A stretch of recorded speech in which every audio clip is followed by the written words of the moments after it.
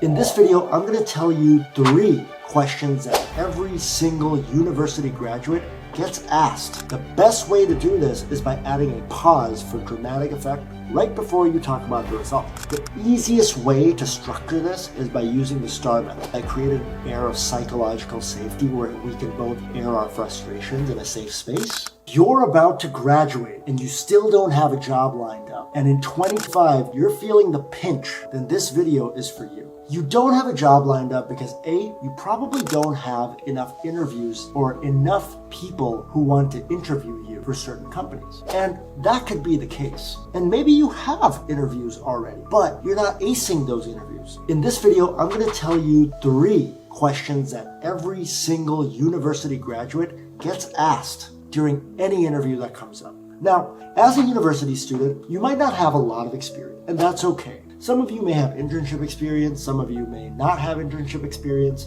Usually the folks that have a bit of internship experience tend to do better during interviews because recruiters and hiring managers like experienced folks. But that doesn't mean that you don't have enough of what it takes to get that job. It's about how you tell your story and how you bring transferable skills from the projects, courses, and clubs that you've been on in university. So the first question every single recruiter is going to ask you is, tell me about yourself. Or it can come off as, walk me through your resume.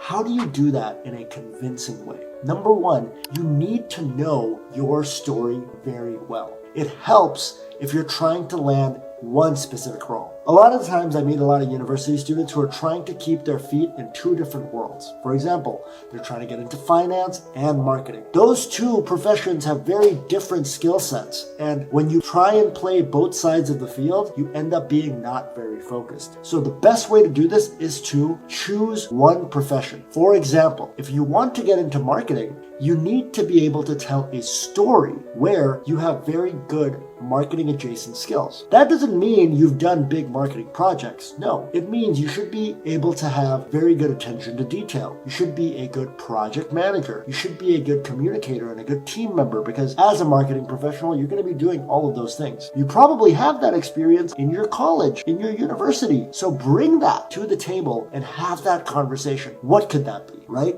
So if you're just about to graduate, maybe you worked on a lot of team projects. Maybe you worked on a case study. Maybe you work with a professor deeply on a certain project that had aspects of project management and marketing management. Maybe you took a lot of courses in marketing and are very passionate about some of the projects you did in those courses.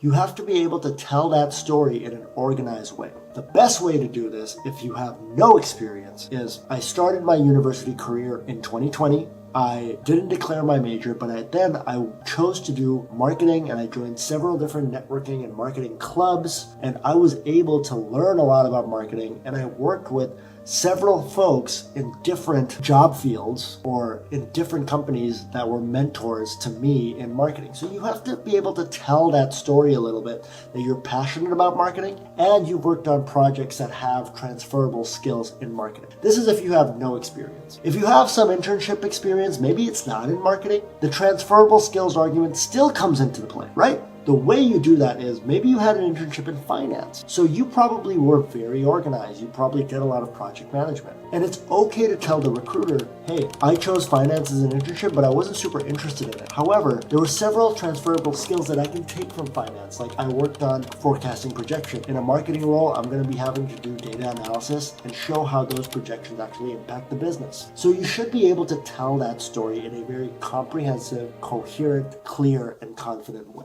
The second question you're going to be asked is, tell me a project you're proud of. It can come off in different ways, right? It doesn't have to be necessarily those words. It can be, tell me about a project that you accomplished, or tell me about a project that was very challenging. All of those things come down to you telling the story of how you did a project, overcome a lot of adversity during that project, and got to an amazing result. That amazing result has to be really amazing, and you have to be able to tell that story in a very convincing way. Again, if you're a student with 0 experience, that's okay. You can talk about a project, a case study, a capstone project, or even a volunteer project, or maybe it's a project that you did on the side for school. But the elements of that story has to be, I did this project related to your profession. I did XYZ during that project, and then this is the results I got. The easiest way to structure this is by using the STAR method. If you don't know what that is, it's STAR, STAR, situation, task, action, result. The situation is brief. What was the situation? What situation were you in? And was it a good situation or a bad situation? Just describe it very briefly. Task. Usually this is something your boss tells you to do if you have experience, or it could be a professor, or it could be what the objectives were for the team. So I'll give you a hypothetical situation. I was doing this university project where a professor told us to find several e-commerce companies that were doing very well and they were using AI to grow. What was the task at hand? The task that I needed to accomplish was find 3 companies that were growing in the sustainable fashion field. I just made that up. The next part is the action part, and this is the most important part because you have to talk. This is the longest part of your answer. You have to say things that you did. What did you do to accomplish that goal? Not we, not what your team did. What did you do specifically? So in this instance, I would say, I surfed through over 100 sites and conducted research on exactly what e-commerce tactics were working and what companies were implementing AI to get good results.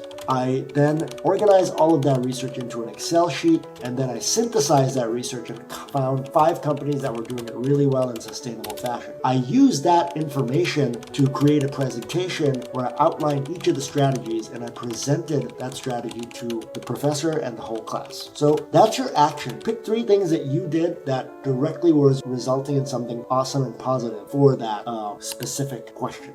Now, the most important answer is the result. The result has to be a positive one. It has to be amazing. And you have to be able to tell it in a very convincing and clear way. The best way to do this is by adding a pause for dramatic effect right before you talk about the result. How do you do that?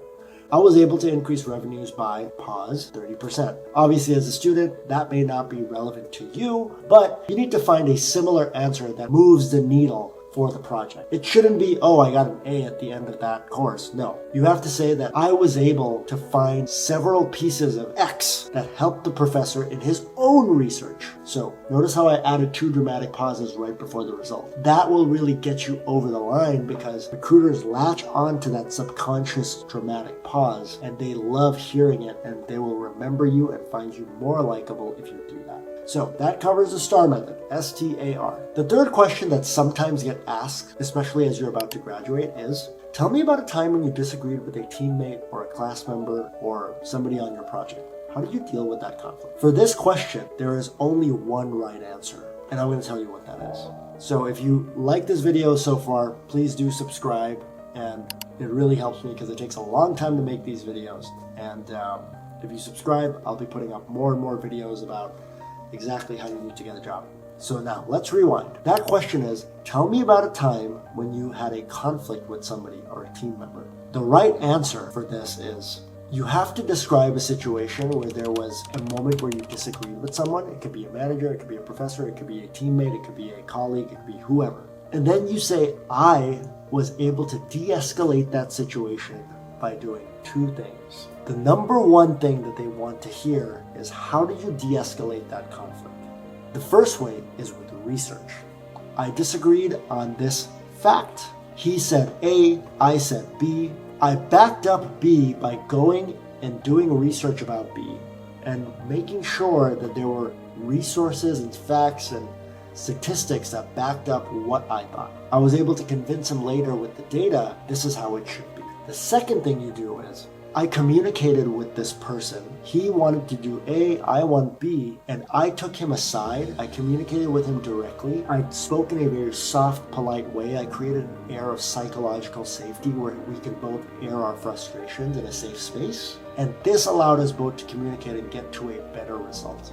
That's the only 2 really good ways on how you answer this conflict question.